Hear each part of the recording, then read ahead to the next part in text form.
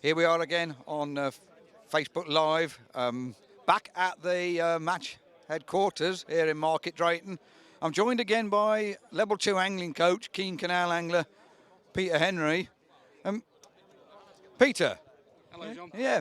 Um, First of all, good to see you here today. Oh, it's been Yeah, great. It's yeah. been really, really good. Yeah. I mean, have you learned anything new that you could actually use in your day-to-day coaching of young anglers?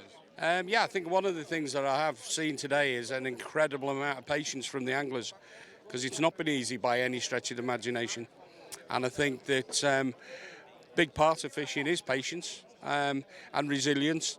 And I think if they can learn that if it isn't working, let's try and change something, do something different. So yeah, I think today I've learnt a few bits that we'll certainly be taking back to the canal. And fishing as a sport for young people, how do you think it can help with development of young people? Well, I think it's a very big part of personal development for young people, because one of the things that I've always noticed as a coach, if you give a child a fishing rod, it's they go into a different world. They become very quiet, very focused, very patient, and on many, many occasions the parents are absolutely amazed that their children have just sat quietly and fished. And it also introduces them to the environment. And I think with today's social pressures, today's media and IT gadgets that all the kids have got, I think just to get them out into the countryside for a bit of fresh air and a bit of good fishing, you can't beat it. In my day, it was always dads that took their kids fishing, usually their sons. I mean, is that still the same, or has that changed? Do you get more mums? Well, actually, yeah, I think, John, we do. We get more mums. And I think a big part of that is, again, the social pressure on families now is such that they don't have the time. They don't have the time to bring them out. Now, the thing about that is, quite often it leaves it to mum. Now, a good portion of mums drive, as you know. There's millions and millions of cars now. And a good portion of mums drive. So, yeah, they do bring them out. And it's particularly been obvious this summer, where we've been doing the taster days with CRT on the canals, and we've had mostly mums. Obviously, dads at work. One or two dads who felt they've been missing out have come along. Well, yeah, I think to answer your question, John, it's mostly mums.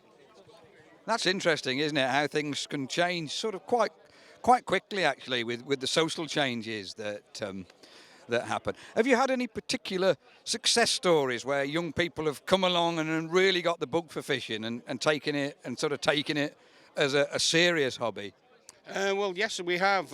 Obviously, a number of years ago, I had a young girl who was really, really interested, and she's now become a bit of a phenomenon. She's just 16 now.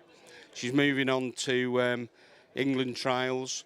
She's fishing matches being noticed all over the place. She's got a Maver sponsorship. But just this summer, there was a young man who came to one of the Canals and Rivers Trust signature events at Ellesmere Port. And his mum brought him, and he was super enthusiastic to have a go at fishing.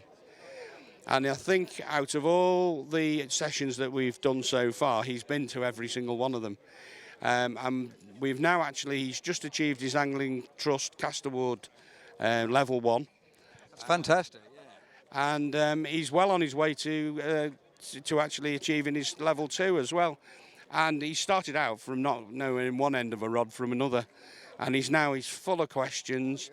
In fact, on some occasions, it becomes very tiring talking to him because he's got so many questions. He talks more than you do, John.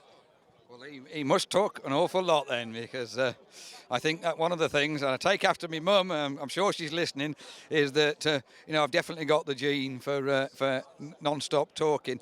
So just a little bit about the Let's Fish campaign. Is it too late to get involved this year, Peter, or have you still got a few events left? And where, if so, where are they?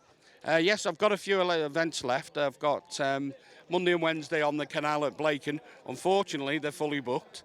But what we have said to people is that if they want to come along and somebody leaves early or somebody decides that they've had enough, we'll always put them in to have a little go. we'll do our best to squeeze anybody in that turns up, really. That's fantastic. And anybody is interested in the Let's Fish campaign, if you go to the Canal and River Trust website and type in Let's Fish in the search box, then you'll find out everything you need to know.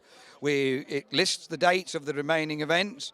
There's also a lot of information there on how to get started. There's some really good instructional videos by a guy who's actually fishing the match today, by Simon Mottram.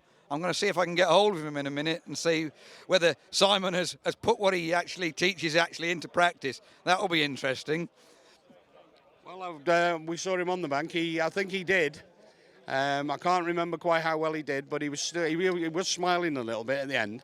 Well, if Simon's smiling, he might have a couple of kilos, because he takes his match fishing very seriously, and he can have a bad head on him if he's not performing to the best of his ability. So fingers crossed that he's done the business for his team. Peter, it's been a pleasure. Thanks, John. And we'll speak again soon. Thank you, John.